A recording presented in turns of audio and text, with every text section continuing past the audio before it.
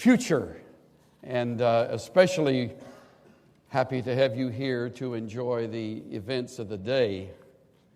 My granddaughter's sitting here somewhere. I want her to stand up, and she's the one with the red face. So, Heather, stand up and let everybody see where you are.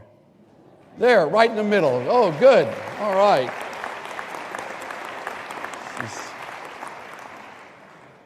I've got her arm behind her back, twisting it, saying it's got to be Dallas Seminary. Of course, she's already convinced she wants to skip undergraduate work, and she said, "Look, Bubba, you've been the president. You can get me in right now." And so she's looking at either Wheaton or Texas A&M. What do you think? Oh, I knew that was coming. I want to talk to you today about something that will make or break your years at Dallas Seminary. What I have to say has really very little, if anything, to do with academics. It has very little to do with grade point average, probably nothing, truth be told. What I want to talk about, however, has everything to do with your future. How you will relate to people, how influential and significant the places you minister will become, and most of all, how deeply different you will be as a person if you learn to control this problem. I want to talk about attitude. Really, a part of attitude that comes out in complaining and grumbling and grousing, and there's another word that I won't mention, but it also fits. It has to do with the stuff that comes out of our mouths because we don't like what's going on, or we wish it were different, or it isn't like we expected, and on and on and on it goes. I was speaking at a little luncheon we had sponsored by the seminary last Thursday, and shared a story about old Elmer, who's about 80 years old, lying in a hospital bed, and he says, "Ethel, is that you right there?" And his wife of 56 years says, yeah, Elmer, it's me. I'm right here." He opened one eye and he said, "I remember 55 years ago being in a veterans hospital in San Francisco. You were right there then too, weren't you, Ethel?" She said, "Yeah, I was right there." Hey, he said, I remember in 64 when we lost our house, burned to the ground. You were right there then, weren't you, when we lost our house, lost everything?" She sighed and thought back and said, "Yeah, I was right there." And I remember when we went through that terrible financial crunch and I lost my job at the shop and we wound up with nothing to live on. You were there then too, weren't you? She looked out the window and remembered and said, "Yeah, Elmer, I was there." He looked out over the top of his glass. He says, "You know, Ethel, you're bad luck."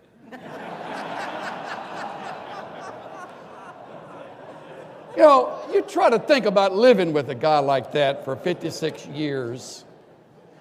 Some people see the glass as half full, and others see the same glass as what? Half empty. It's the same glass, same amount of water, same set of circumstances. The difference is in attitude. Tucked away in Philippians 2 is one verse that can haunt you on this subject. It is at verse 14 in this great second chapter, which we tend to stop reading about verse 11, unfortunately. And verse 14 sort of slides in the back door and grabs you around the throat. It's a direct command, and Paul doesn't stutter, and the writing is clear. Little more is seen in the verse, even if you knew the original. He names two things we're to stop doing. He makes it so clear you can't miss it. Do all things without grumbling or disputing. I remember taking a Greek class with Stan Toussaint. Is he here today? I was going to look at him when I told this story. I remember his saying, now, gentlemen, back then it was all men at the seminary. He said, now, gentlemen, this is an onomatopoetic word. I thought, boy, that'll change your life right there. And he said, it's one of those words that sounds like its meaning, like drip, drip, drip, or swoosh, or maybe murmur, which is this one, gogudzo. So he kind of walked around the class going, gogudzo, gogudzo, gogudzo. It's one of the few Greek words I remember without ever checking now. It just kind of stuck in my mind. It sounds like gogudzo, gogudzo, murmuring. I can't believe it, tuition. It's so expensive. I can't believe the weather in Dallas is so hot. I mean, who does Dr. So-and-so think I am? A computer giving us all this reading. And why do we have to take this course? I took it in Bible school, and it was taught a lot better there than it is at the seminary. And don't tell me that guy's speaking in chapel again. And oh, man, we got to endure that again. And if Chaplain Bill blows that horn one more time, I am going to throw up. I mean, on and on and on, complaining, arguing. The first word means to murmur, to grumble. The next word means to argue. And if there's one place you can find a whole lot of that right here is at this seminary, right here toward the end of the semester, which is where we're moving rapidly these days. Unless I miss my guess, some of you have fallen into that trap. The glass is either half full or it's half empty. Now, what Paul addresses in such strong words, it's illustrated in an unforgettable manner over in Numbers chapters 10 and 11. Turn back. From Philippians 2, go back to Numbers 10. By the way, even if you complain and grouse and murmur, progress doesn't stop. Life goes on. There's an old Arab proverb I read recently: the dogs may bark, but the caravan moves on. No amount of murmuring is going to slow the school down. It's just going to slow you down. Your learning ability will be put on hold. Furthermore, your spiritual life will cool, as happened to the people who had experienced the Exodus under Moses. Now, even before we look at these two chapters rather quickly, just stop and think. Think of the contrast. For 400 and more years, they and their forefathers had been slaves of Egypt, living under the harsh lash of the taskmaster in the ghetto of Goshen. No longer. They're now free. And they're not under Pharaoh any longer. They're under Moses. And early on, when they got to the Red Sea and the army was chasing them, there was that remarkable miracle where the sea opened and they went through on dry ground, and then the sea came back over the Egyptians and wiped them out. That's happened. When they're thirsty, there's water that comes from the rock miraculously. When they're hungry, there's manna that comes from the Lord. The psalmist calls it angel food. It's magnificent. When they don't know where they ought to go or when, all they have to do is look up over the tabernacle, and there's this cloud that gives them shade in the day and warmth in the cold desert night. And it moves, they move. It stays, they stay. It's fantastic. I mean, you can't miss. And it won't be long before they will live in cities they didn't build, and they'll drink from wells they didn't dig, and they'll eat from vines and trees they didn't plant, and they'll enjoy homes they didn't construct and furnish. I mean, all of that is right there. The glass seems more than half full. Verse 11 of chapter 10, they've just finished their time at Sinai. And by the way, I should mention, if they don't know what God expected, just read the stones. He's now put it in writing.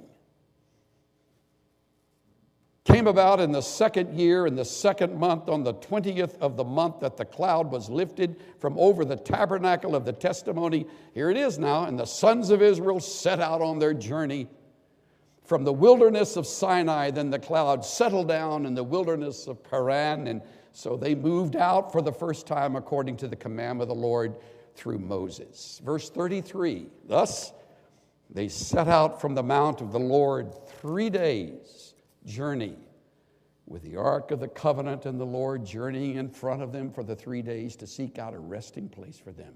The cloud of the Lord was over them by day when they set out from the camp. I mean, how good is that? I mean, what do they need? Nothing. What was missing? Well, to them, many of them, if you can believe it, Egypt. They'd gotten used to Egypt. I mean, it's hot here.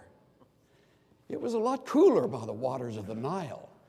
And it's uncomfortable. We don't have our shacks we used to live in. Now we're out on the ground, and we're sort of at the mercy of the elements. I mean, it's not like where we have been for these years. Like folks come to the seminary, and fall isn't like it was in Cincinnati. Well, duh, this isn't Cincinnati. You think fall's bad, wait till summer. I mean, you'll never lack for an illustration on hell. I'll guarantee you that, when Dallas kicks in full bore. It's not like it used to be at your place on the West Coast or where you were reared in New England. Last time I checked, it's not anywhere near New England. But of course, if you're determined to look at it that way, your perspective will turn you into a grumbler. It doesn't have to. John Hanna, a number of years ago, sent me a terrific letter from a scout who wrote his mom.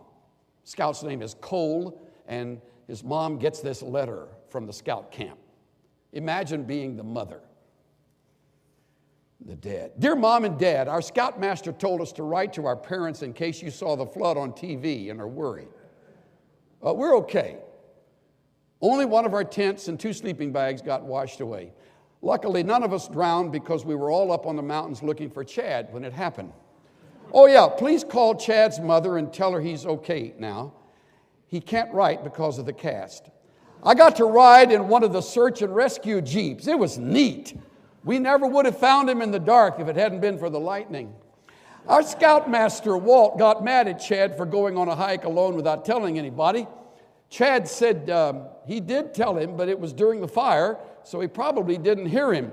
Did you know that if you put gasoline on a fire, the gas can will blow up? Did you know that? The wet wood didn't burn, but one of the tents did. David's going to look weird till his hair grows back. We'll be home on Saturday, Mom, if Scoutmaster Walt gets his car fixed. Yeah, it wasn't his fault about that wreck. The brakes worked okay when we left. Scoutmaster Walt said that the car that old, in a car that old, you have to expect something to break down. That's probably why he can't get any insurance. We think it's a neat car. He doesn't care if we get it dirty, and if it's hot, sometimes he lets us ride out on the fenders. It gets pretty hot with 10 people in one car. He lets us take turns riding in the trailer until the highway patrolman stopped and talked to us about that. Scoutmaster Walt's a neat guy. He's a good driver. In fact, he is teaching Terry how to drive on the mountain roads where there isn't much traffic. Did you know you don't need guardrails on roads that don't have much traffic? All we ever see up there are logging trucks. This morning, all the guys were diving off the rocks and swimming out in the lake. Scoutmaster Walt wouldn't let me because I can't swim. And Chad was afraid he would sink because of his cast. So he let us take a canoe all by ourselves across this big lake. It was great. You can still see some of the trees under the water from a flood. Scoutmaster Walt isn't crabby like some scoutmasters. He didn't even get mad about our losing the life jackets. He has to spend a lot of time working on the car, so we're trying not to cause him any trouble. Guess what? We've all passed our first aid merit badges. When Dave dove in the lake and cut his arm, we got to see how a tourniquet works. Wade and I threw up, but Scoutmaster Walt said it probably was just food poisoning from the leftover chicken. He said they got sick that way with food they ate in prison. I'm really glad he got out and became our scoutmaster. He said he sure figured out how to get things done better while he was doing time. I have to go now. We're going to town to mail our letters and buy bullets. Don't worry, Mom. Don't worry about anything. We're fine. Love, Cole.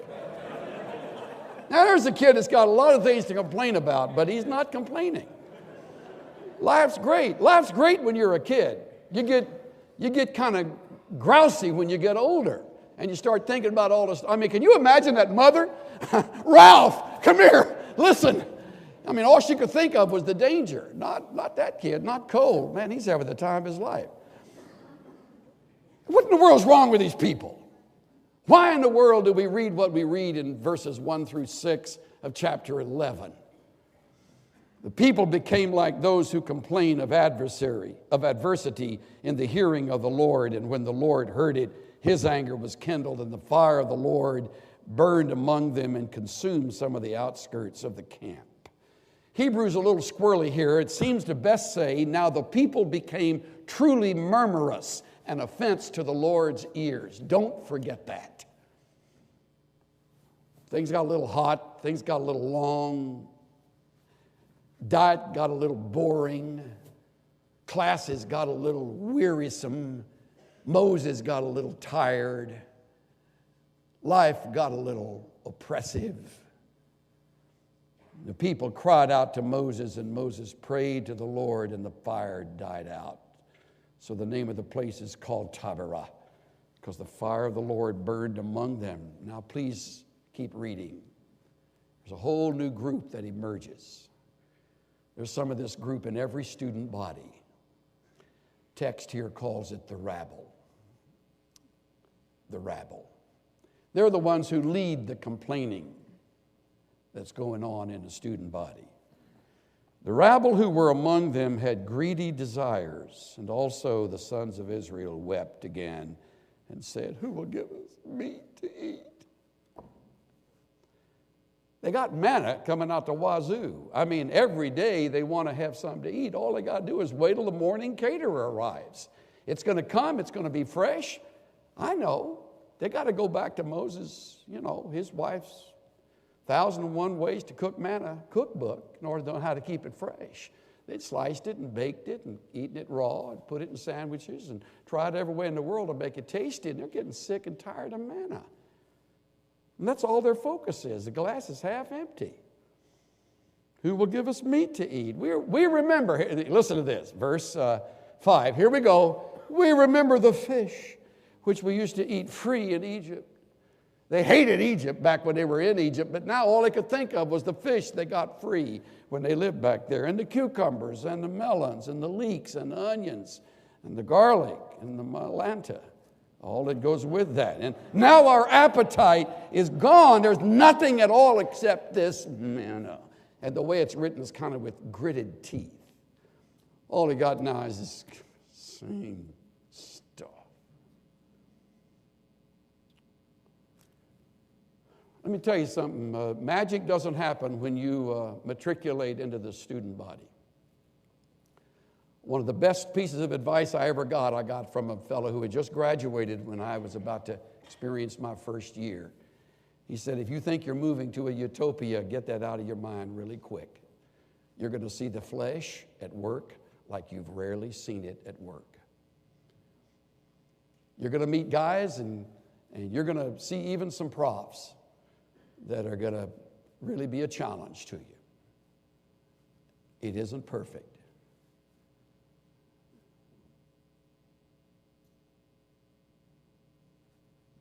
But it's magnificent. depending on your attitude. Some people graduate and think, good riddance. Not many, but some. Most of us graduated thinking, boy, that was a major, major milestone. I've spent the rest of my years saying, thank you, Lord. Thank you. For a handful of faculty members who would invest their lives in me and my classmates. Thank you for principles that I was able to pick up. Thank you for directions that still work as the years pass. Thank you for this school that keeps standing firm. Thank you. There's none of that here. Manna is described for us, and the grousing goes on so long it finally gets to Moses. That can happen, can't it? Don't answer out loud, faculty. But sometime you can encounter such a negative spirit among the students that it finally gets to you. And you go home at night and you say to your partner, why in the world do I keep doing this? Why in the world is this continuing to be the spirit among us? So you get discouraged. In fact, Moses, we read in verse 10, when he heard the people weeping throughout their families, each man in the doorway of his tent, Moses was displeased. So it's a word we could translate depressed, I suppose. He's low. The glass suddenly got half full or half empty. He now can't get above it. So Moses said to the Lord, why have you been so hard on your servant? Why have I not found favor in your sight that you have laid the burden of all the people on me? Look at the change in perspective. The burden wasn't on Moses. It's on the Lord. But when your attitude gets cloudy, your whole perspective changes. And usually you look for somebody to blame. And was it I who conceived all this people? Was it I who brought them forth, that you should say to me, carry them in your bosom as a nurse carries a nursing infant to the land which you swore to their fathers? Where am I to get meat to give to all these people? For they weep before me, saying, give us meat that we may eat. Notice their focus is on what they didn't have rather than on the many things they did have. Give us meat. I don't have meat. Where do I get the meat? Lord, please, please. And then it got even worse. Verse 14, I alone am not able to carry all this people. It's too burdensome for me. So if you're going to deal thus with me, kill me. Just finish me off.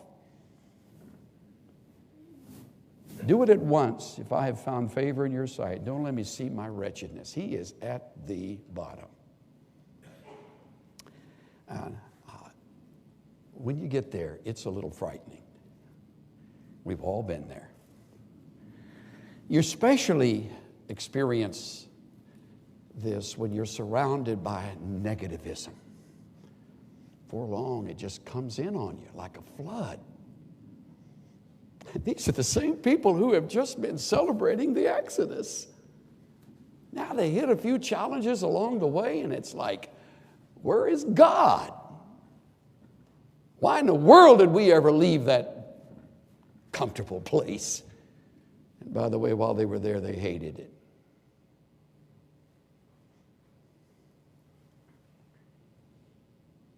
So the Lord steps on the scene, and as he always does, he brings answers that are surprising. He tells Moses he needs to have others shoulder the load with him, so he makes plans for that. And he says in verse 18, this gets really a little humorous. Say to the people, consecrate yourselves for tomorrow, and you shall have meat. You want meat? I'll bring you a little meat. Therefore the Lord will give you meat, and you shall eat. You shall eat not 1 day, not 2 days, not 5 days, 19, or 10 days, or 20 days, but a whole month of meat. You're going to have meat till you're ready to scream.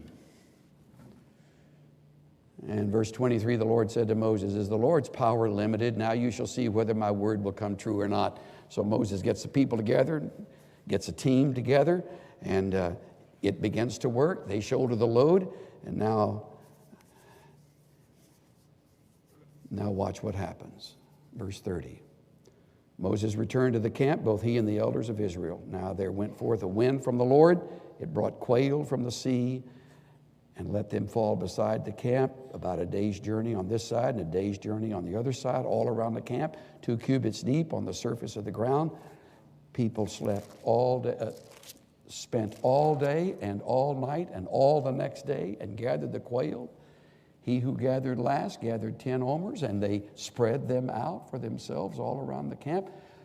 I mean, I love to hunt, and I love to dove hunt, but I've never seen anything like this. Neither had they. I mean, they're now wading through it. Ron Allen, in his work on Expositor's Bible Commentary, writes this. This is so like Ron. The scene must have been similar to a riot. People screaming, birds flapping their wings everywhere, the pell-mell movement of meat-hungry people in a sea of birds. Dare we picture people ripping at the birds, eating flesh before cooking it, bestial in behavior? They must have been like a sugar-crazed boy in a child's daydream, afloat on a chocolate sandwich cookie raft in a sea of chocolate syrup, nibbling at the cookie before drowning in the dark, sweet sea. Isn't that a good way to put it? I bet the editor of this goes, I want to keep that in that. I think it's fantastic. I mean, look at this. We got quail everywhere. Now, the next verse is so telling. 33, while the meat was still between their teeth, before it was chewed, the anger of the Lord was kindled against the people and struck the people with a plague. And they died, and they named the place the graves of craving, littered with shallow graves, with mouths full of quail.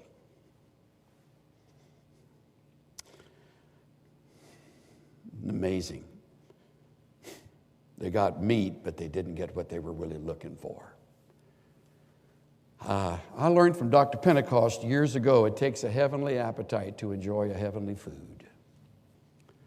It takes a heart that's right to take in 4 years or more at Dallas Seminary and to keep your heart right. It takes a terrific attitude, and nobody can control it but you. No chapel message can throw a magic switch. If you're determined to fuss and gripe and complain, there's room to do that. And you'll get just enough to get by, and you'll get into ministry, and you'll still be doing it. And I've led enough churches to tell you that there are a lot of folks like that running around just waiting to make life miserable for the rest of the congregation. Complainers have a three-dimensional effect. Let me close with some of these thoughts. First, they have an effect on the complainer himself or herself. It denies that God is at work and in control. When you complain, you're denying that God is at work and in control. You're questioning His sovereignty. He is not surprised at the workload, and He is not taken back at your situation. He knows exactly what He is about. But you begin to deny that. You begin to doubt that when you complain. I'll tell you the second, it affects other people. It demoralizes those who have to listen to your complaints. You're married, it demoralizes your mate. It demoralizes your kids. You're single, you're with a group, you study together, it demoralizes the group. It poisons their spirit. And I'll tell you something else, and I haven't had one faculty member mention this, but I know them well enough to know it's true. It demoralizes those who teach you. Just like it did with Moses, it discourages the one who's doing his best to get the big job done. Abraham Lincoln on one occasion wrote this about criticism. If I tried to answer all the criticism of me and all the attacks leveled at me, this office would be closed to all other business. My job is not pleasing people, but doing the best I can. If in the end I am found to be wrong, 10 legions of angels swearing I was right will not help me. But if the end proves me to have been right, then all of what is said about me now will amount to nothing. Learn in your years at this school to take it. Learn to take it or get out. Learn to tough it out. Learn to stay, and watch the cloud and eat the manna and trust your God.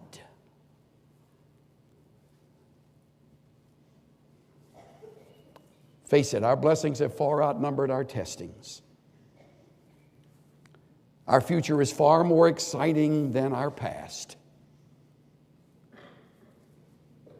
Our training is far ahead of the majority of those in the world who would love to know their Bibles.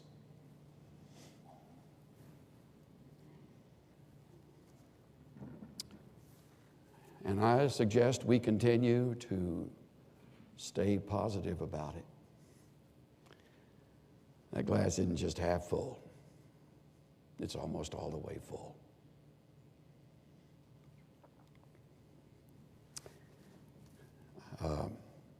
Ken Gangle taught here for years, left in his legacy a number of great books. One is called Coaching Ministry Teams. In it, I found this story from Ken. When I began my doctoral study many years ago, I interviewed at 2 institutions, one of which was the University of Kansas. When I visited with the graduate dean in the School of Education at that school, we had a fascinating conversation that went something like this. Did you say you are an administrator at a Bible college? Asked the dean. Yes. Is that a church-related school of some kind? Yeah. Certainly church-related, but not affiliated with any particular denomination. Long pause. I used to go to church, said the dean. Really? Tell me about it, responded Dr. Gangle. Yeah, I used to go to church, and I remember one thing about my church. What is that? They fight.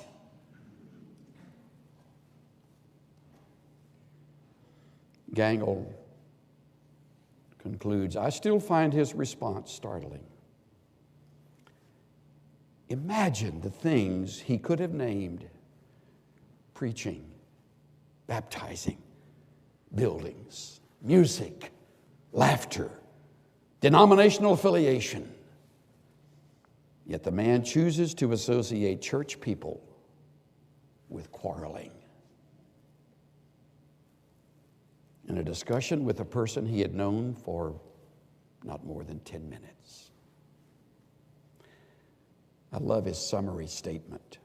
In my opinion, working at unity in the congregation stands right beside proclaiming the gospel as 2 major priorities of ministry.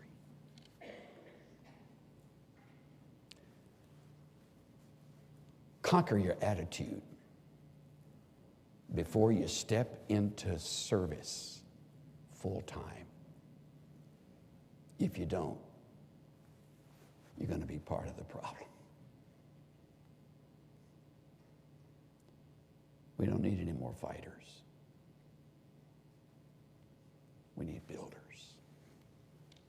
Those excited about what God's doing. Attitude of gratitude. A spirit that says, I can do this by the grace of God. Let's bow together.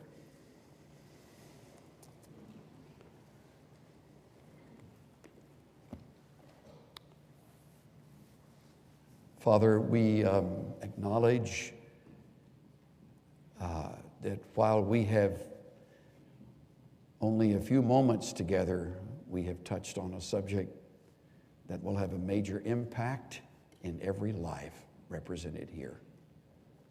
Those on the platform, those filling this chapel, those not even hearing what has been said. I realize now in my life from your teaching me, Lord, that attitude really is at the core of everything. Where it has become soiled and spoiled, I pray that you will clean it up. Get it back on its right feet. Change our hearts, Lord, so that we see the great things you're still doing, while not ignoring the challenge and the demands of the responsibilities. Thank you for this fine school, for the people who have filled these seats in years past, for the impact they are having in lives around the world. Continue to raise up men and women like that. Begin even during these years of learning in every heart. I pray in the name of Jesus.